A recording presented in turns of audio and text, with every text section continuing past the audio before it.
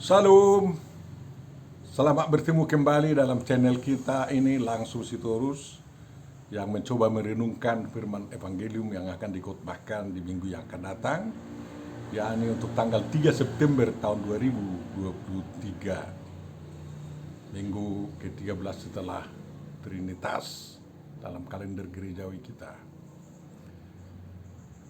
Kiranya kita bersyukur kepada Tuhan karena saya masih bisa bertemu dengan Bapak Ibu setelah opname dari tanggal 24 sampai tanggal 27 yang lalu. Jadi karunia besar menurut saya bahwa kita bisa bertemu di sini. Mudah-mudahan pertemuan kita ini bermanfaat dan memberikan berkat kepada kita. Tolong di-subscribe dan ajak kawan kita yang belum untuk men-subscribe dan men-like-nya, dan bagikanlah video ini kepada semua kenalan Bapak Ibu Saudara agar mereka juga mendapat berkat dari mendengar pembicaraan kita dalam video ini. Tolong dikomentari dengan bagus agar orang semakin kaya dalam memahami firman ini. Salam. Mari kita baca apa yang menjadi perikop renungan kita, yakni dari surat Paulus yang kedua ke jemaat di Korintus pasal 8 ayat 1 sampai 7.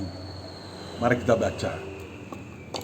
2 Korintus 8 ayat 1 sampai 7. Saudara-saudara, kami hendak memberitahukan kepada kamu tentang kasih karunia yang dianugerahkan kepada jemaat-jemaat di Makedonia. Selagi dicobai dengan berat dalam berbagai penderitaan, sukacita mereka meluap, dan meskipun mereka sangat miskin, namun mereka kaya dalam kemurahan. Aku bersaksi bahwa mereka telah memberikan menurut kemampuan mereka, bahkan melampaui kemampuan mereka. Dengan kerelaan sendiri mereka meminta dan mendesak kepada kami, supaya mereka juga beroleh kasih karunia untuk mengambil bagian dalam pelayanan kepada orang-orang kudus. Mereka memberikan lebih banyak daripada yang kami harapkan. Mereka memberikan diri mereka pertama-tama kepada Allah, kemudian oleh kehendak Allah juga kepada kami. Sebab itu kami mendesak kepada Titus supaya ia mengunjungi kamu dan menyelesaikan pelayanan kasih itu sebagaimana ia telah memulainya. Maka sekarang, sama seperti kamu kaya dalam segala sesuatu, dalam iman, dalam perkataan, dalam pengetahuan, dalam kesungguhan untuk membantu, dan dalam kasihmu terhadap kami, demikian jugalah hendaknya kamu kaya dalam pelayanan kasih ini. Demikian firman Tuhan, dan yang berbahagia adalah yang mendengarkan, memahami, menghayati, dan mengamalkan firman Tuhan. Amin. Dalam malam kita diusulkan tema perenungan kita adalah melayani dengan kasih. Bapak Ibu Saudaraku yang terkasih, tentu saja tanpa kasih tidak ada pelayanan. Mungkin kewajiban yang ada tanpa kasih. Perlu kita ketahui bahwa setiap organisasi di dunia ini, organisasi apapun itu, selalu memikirkan apa yang menjadi tanggung jawab sosial mereka terhadap anggotanya, atau terhadap teman seorganisasinya di daerah lain. Agama tetangga kita mengorganisir adanya badan amal, zakat, infak, sedekah, basis katanya, dan dewan masjid untuk menanggulangi pekerjaan-pekerjaan sosial dan pelayanan di tengah-tengah mereka. Mereka sangat menghalalkan pekerjaan sedekah. Makanya banyak yang minta sedekah di pinggir jalan. Dan kalau ada bencana mereka mengorganisir itu. Kita yakin mereka terpercaya dalam hal mengelola bantuan-bantuan sosial seperti itu. Tanpa meniru mereka, dan mereka mungkin tidak mengatakan mereka meniru kita. Gereja kita pun, gereja yang manapun itu, apalagi gereja Roma Katolik, gereja Lutheran, yang Protestan, juga mengorganisir bagaimana mereka untuk memajukan kerajaan Allah, ya. Dan mereka mengajak semua anggotanya untuk berpartisipasi dalam pemajuan pekabaran Injil dan kesejahteraan orang-orang kudus. Di negara kita ada Hari Solidaritas Nasional, ya, Hari Kepedulian Nasional, agar kita peduli terhadap orang-orang yang miskin dan juga terhadap orang-orang papa. Dan pemerintah mengorganisir itu sebagai kewajiban tanggung jawab sosial kita sebagai warga negara. Itu bisa dilakukan tanpa kasih, kan itu. Ya oke lah, kami peduli kewajiban kami, katanya. Di negara komunis seperti Cina juga sangat diatur oleh pemerintah pusat bagaimana mensejahterakan, ya, orang-orang yang bekerja di negara, orang-orang yang bekerja di tengah-tengah masyarakat, dan bagaimana mensejahterakan rakyat. Dan itu dilakukan dengan ini bisa juga, ya. Nah, harus berjalan, katanya. Dan mereka mensyukuri bahwa pejabat-pejabat mereka tidak ada yang korupsi, sehingga atau pembasmian koruptor itu konsisten, sehingga mereka bisa melomba sekarang, ya, dari 100 juta lebih orang miskin sekarang menjadi hanya 20 orang lagi mungkin orang miskin di Tiongkok itu, kan. Nah, jadi di Amerika tidak begitu, karena memang orang Kristen menganjurkan persembahan pemberian kepada gereja, kepada organisasi sosial. Di gereja ada hari Thanksgiving, yang memberikan apa yang disyukuri kepada Tuhan, ya. Di Eropa sebelum maju mereka sungguh-sungguh, ya.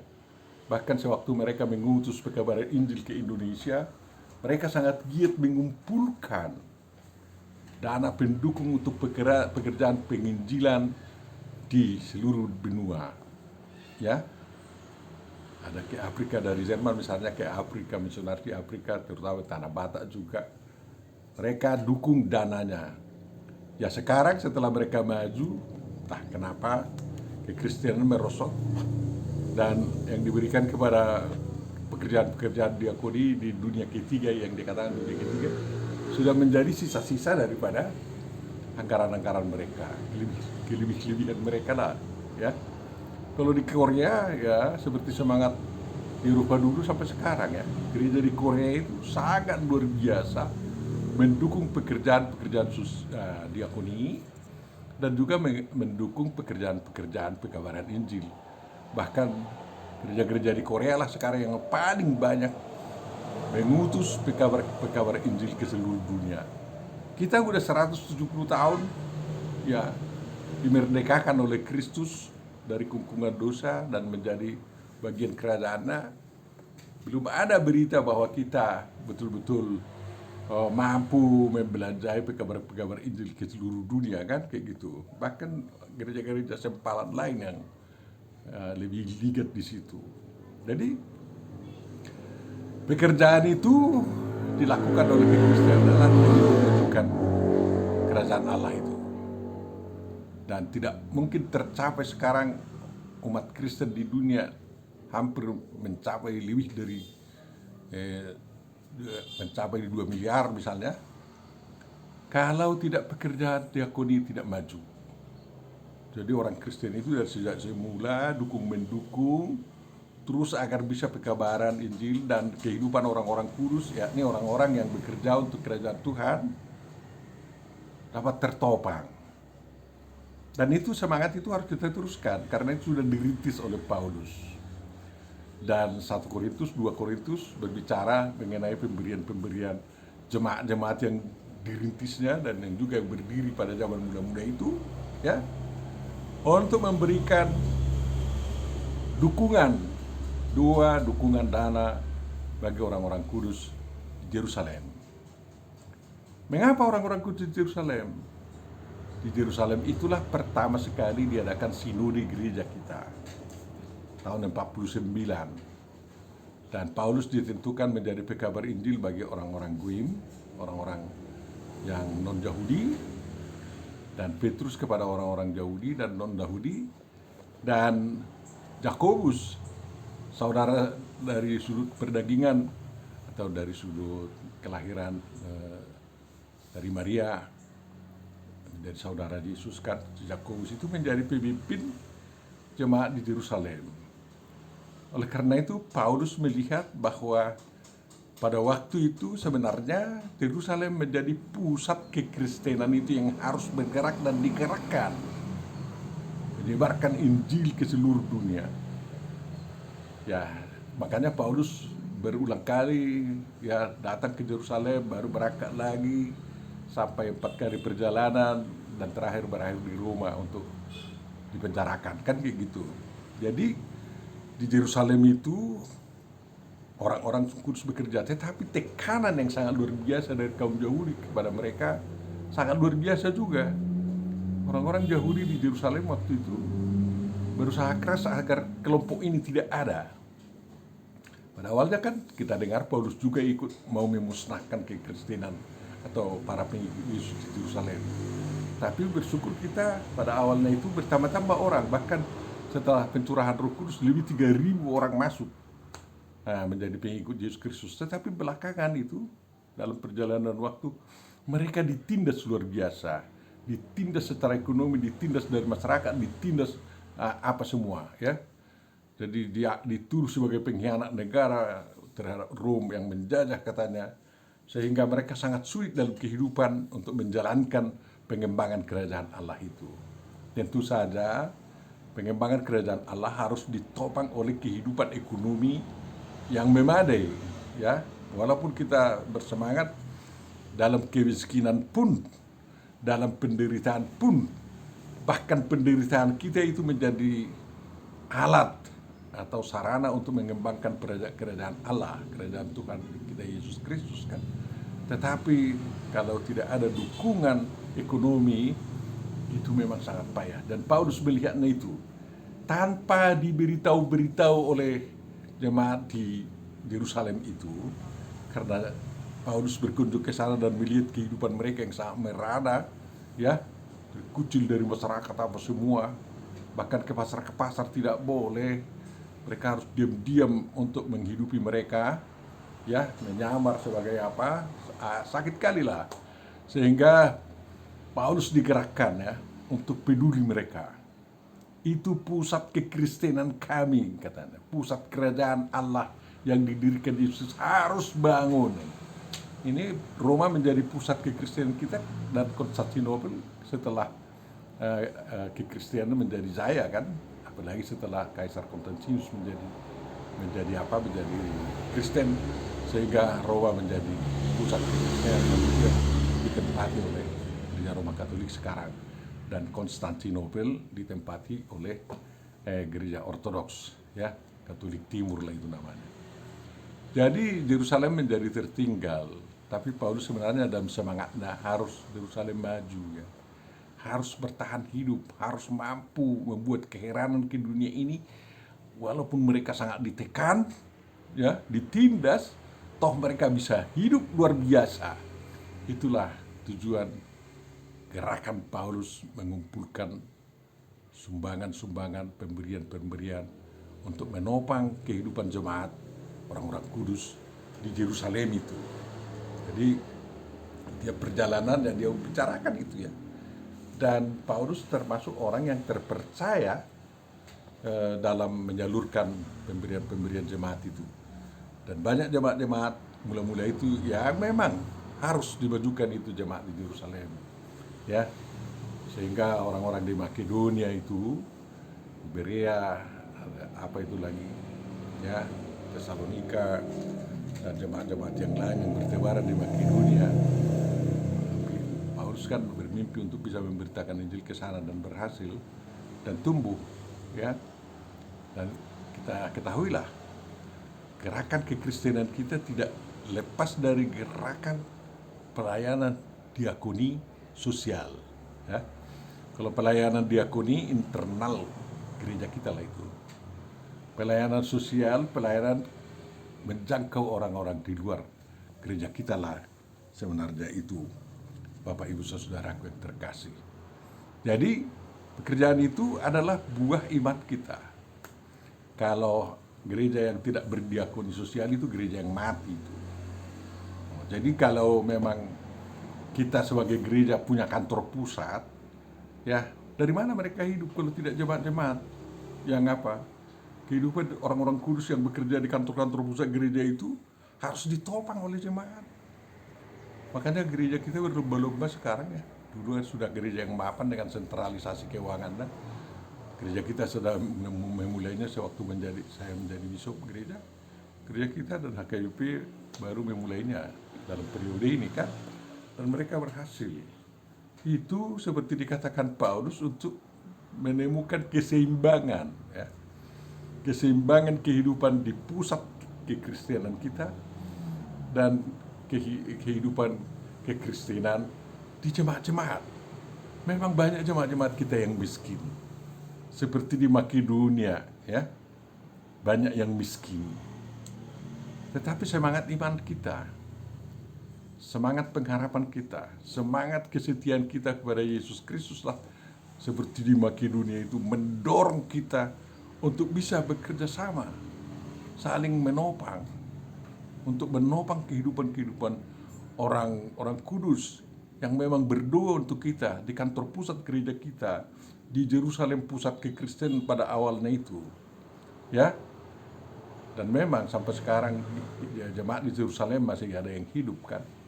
Nah, kita bersyukur akan hal itu walaupun mereka selalu ya seolah-olah kurang berdaya. Ya, apalagi setelah pusat kekristenan pindah ke Roma, pindah ke Turki sekarang atau ke Konstantinopel dulu ya sebelum ada Islam, maka jemaat di Yerusalem itu seolah-olah terlupakan. Ya, tapi Paulus tidak melupakannya pada pemulanya. Kalau kekristenan kita kembali memperhatikan kejayaan jemaat di Yerusalem sekarang ini, tidak salah itu. Banyak gereja kita memang di sana. Gereja Lutheran pun ada di sana, gereja Ortodoks ada, gereja Katolik. Hampir semua gereja dari denominasi yang besar ada rumah ibadahnya di sana. Dan dunia menjadi heran mengapa beraneka ragam orang ini katanya. Karena orang-orang yang beragama sana ya satu ada atau dua ada rumah ibadah mereka. Ya, orang-orang Israel sampai sekarang tidak berhasil membangun rumah ibadah yang dihancurkan oleh Jenderal Titus itu kan. Nah, jadi zaman sekarang yang sudah sangat modern, coba kita perhatikan juga bagaimana tanggung jawab kita, bukan hanya ke kantor pusat kita untuk orang-orang kudus di kantor pusat kita, pusat pergerakan kita, tetapi juga pusat pergerakan kekristenan dari Yerusalem kan kayak gitu. Tanggung jawab kita juga itu, jangan sampai mundur ya.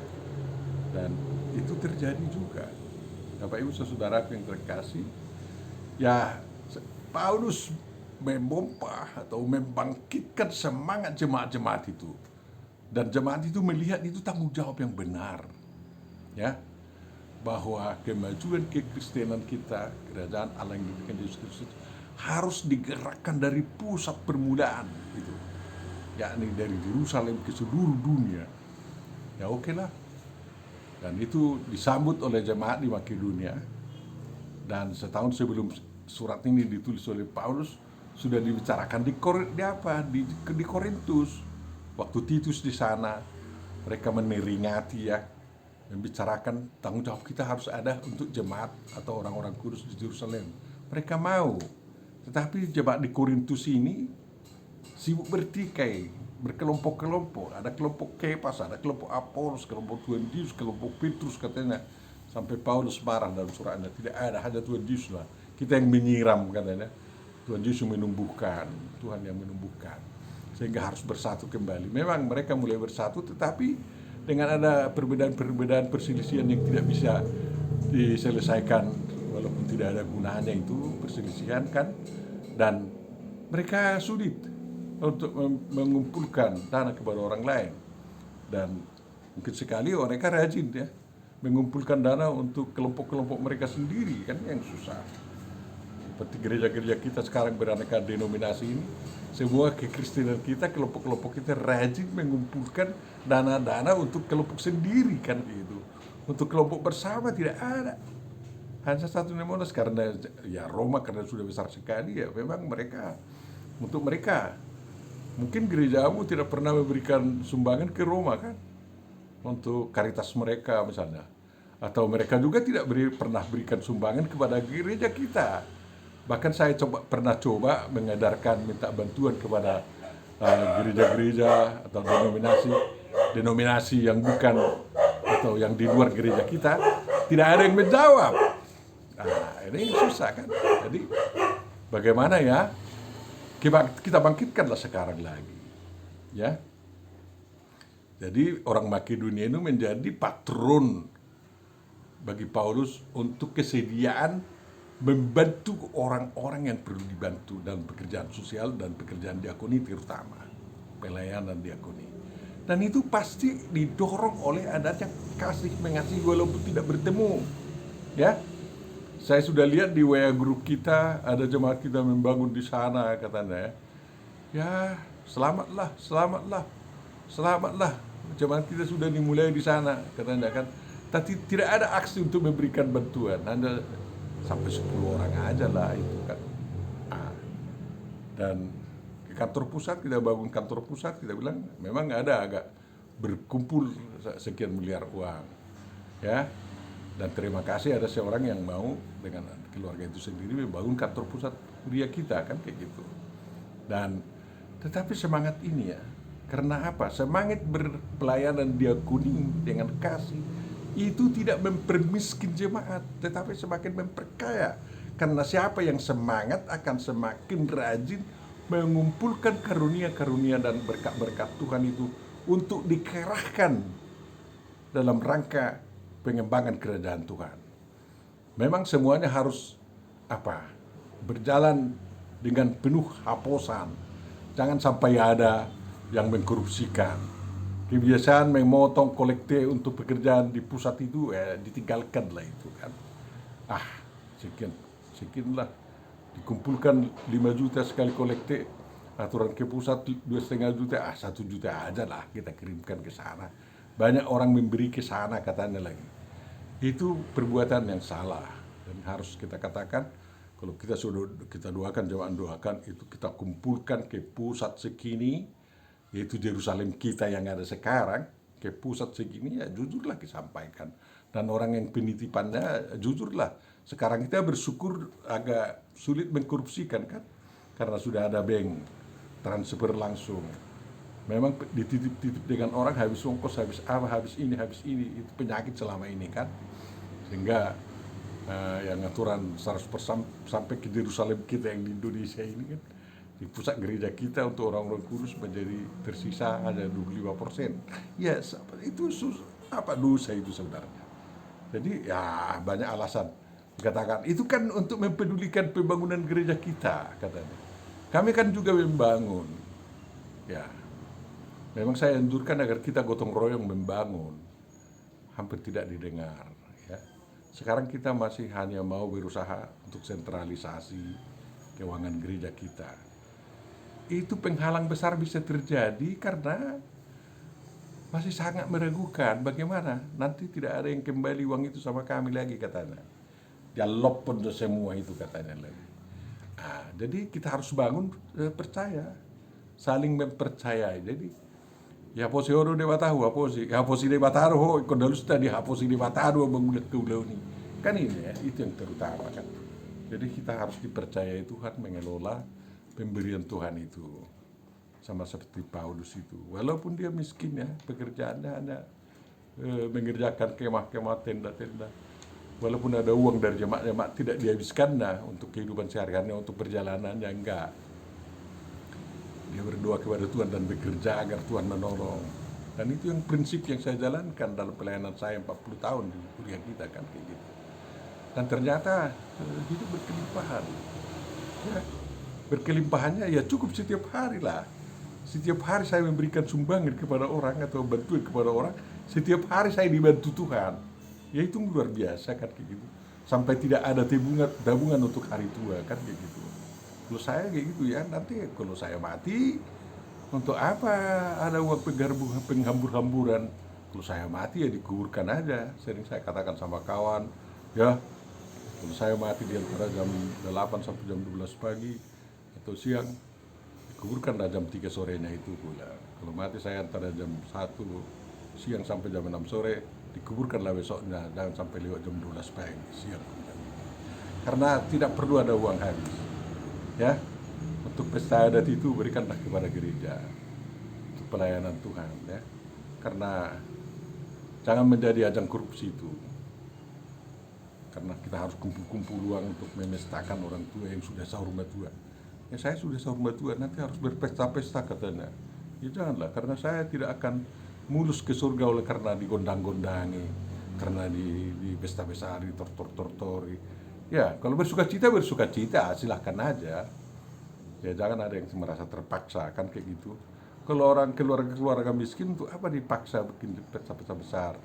Lebih baik tanpa pesta besar kita tupaki mereka itu, agar mereka punya modal hidup lagi untuk seterusnya. Itu pekerjaan diakoni juga, kan kayak gitu. Nah, pekerjaan diakoni itu. Jadi kita masih melekat untuk pesta besar sampai habis kira-kira 80 juta, 100 juta untuk memberangkatkan orang tua ke liang kubur. Padahal itu bukan memberangkatkan ke surga, hanya Tuhan yang menyambutnya, ya. Memberangkatkan ke surga adalah pelayanan oleh gereja, kan kayak gitu. Sampaikan ke tangan Tuhan, dan Tuhan yang akan menerimanya dan menyambutnya. Bukan karena gondang-gondang apa semua, tari-tarian semua itu. Ya, memang ya, waktu pesta itu somar lapatan, kan ada nyanyian begitu, ya.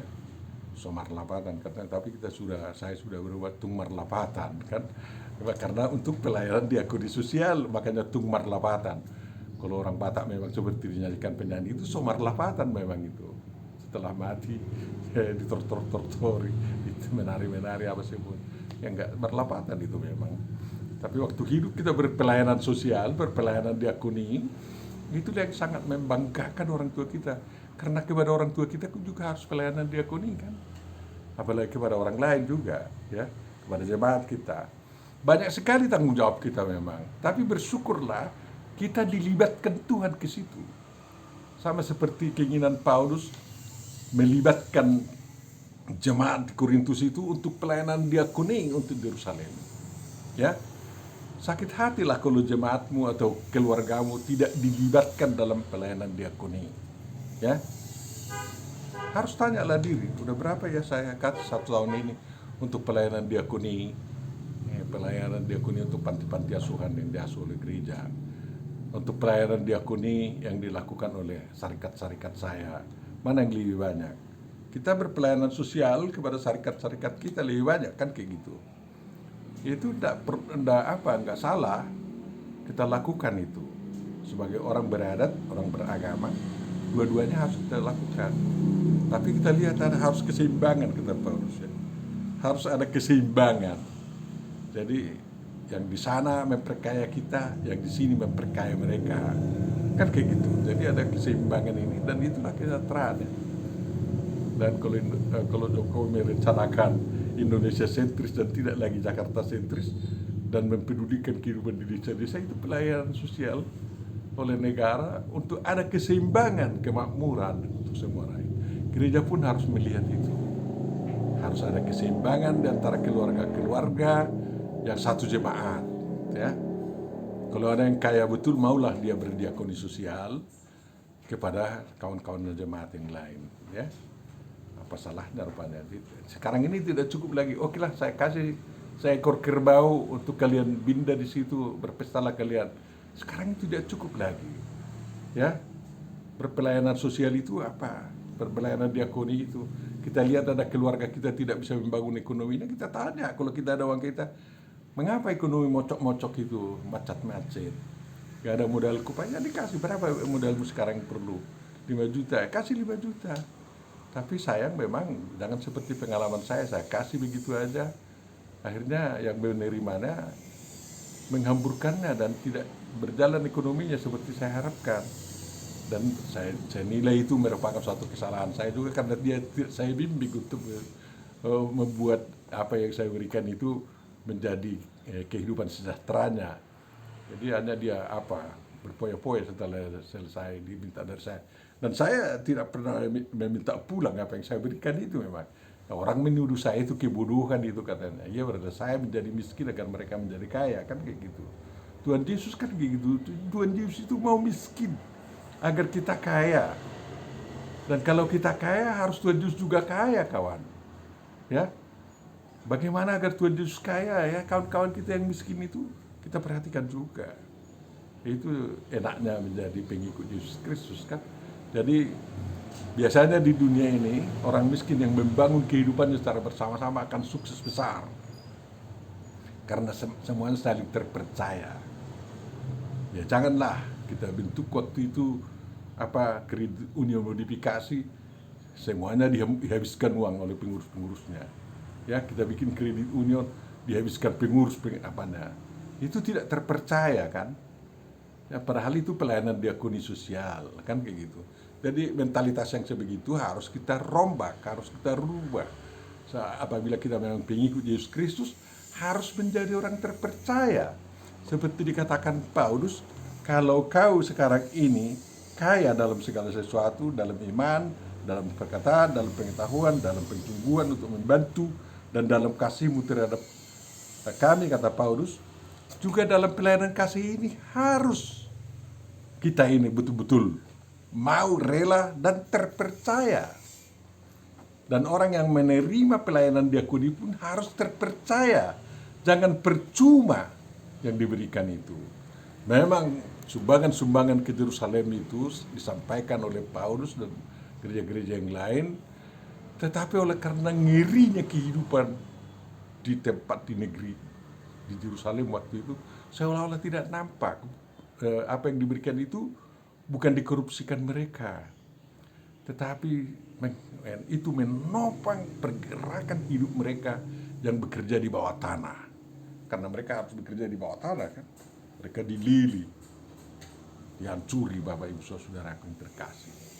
Jadi mari kita bangun suatu kehidupan pelayanan sosial, diakoni sosial atau pelayanan diakoni yang dibasiskan kepada kebenaran iman kita, kepada kasih kita. Karena Tuhan Yesus telah lebih dahulu mengasihi kita, maka kita harus saling mengasihi, kan kayak gitu, ya. Dan orang Batak bilang kan, niholit mago dong, dibuang ganda, ya kan? Ya memang orang Indonesia yang bilang hemat pangkal kaya, bukan pelit pangkal kaya, hematnya. Ya? Jadi kita mulailah sesuatu hal yang luar biasa agar kerajaan Tuhan yang dipercayakan ini kepada kita betul-betul terbangun. Yerusalem yang ditopang oleh Paulus waktu itu, debat Yerusalem, sekarang itu Yerusalem kita topang adalah kantor-kantor pusat kita, karena tidak ada mata pencaharian mereka yang lain selain topangan dari kita. Dan kita harapkan mereka bisa bekerja untuk terus memperkuat iman percaya kita. Dan memang ternyata orang-orang kita semua adalah orang-orang terpercaya. Ya, ingat Tuhan Yesus sudah mau miskin, kita kaya. Dan jemaat Makedonia itu mau miskin dan diberikan lagi sumbangan. Dan ternyata jemaat-jemaat itu sampai sekarang masih kaya di daerah Yunani sana, kan kayak gitu. Dan Korintus yang pelabuhan jadi daerah kaya waktu itu, sekarang ini memang masih eksis, tetapi tidak mereka menjadi tiruan lagi. Ya, sudah mulai dihisap oleh dunia ini. Kita tidak mau begitu. Jemaat kita yang miskin ini, karena kita terhitung orang-orang miskin, tapi persatuan dan kesatuan kita, tekad kita bersama membangun kerajaan Allah, dan dasar kita oleh karena iman dan kasih ini, dan kita saling terpercaya oleh Tuhan, terpercaya kita melaksanakan tugas itu, jauh dari praktek korupsi, pasti akan membangun kehidupan yang sangat luar biasa. Tuhan memberkati kita. Amin. Tuhan Bapa Surgawi, Kau telah mengetuk hati kami untuk bisa terpercaya atas kasih karunia yang Kau berikan kepada kami, dan kami bisa berbagi untuk membangun kerajaan-Mu yang telah Kau serahkan untuk kami bangun. agar dari Yerusalem baru kami ini terus kerajaan Allah berkembang ke seluruh dunia, dan kami berlomba-lomba untuk melakukan itu dalam penuh damai dan kasih. Terima kasih Tuhan atas penyertaan-Mu. Sempurnakan doa kami dalam Yesus Kristus Tuhan kami. Amin.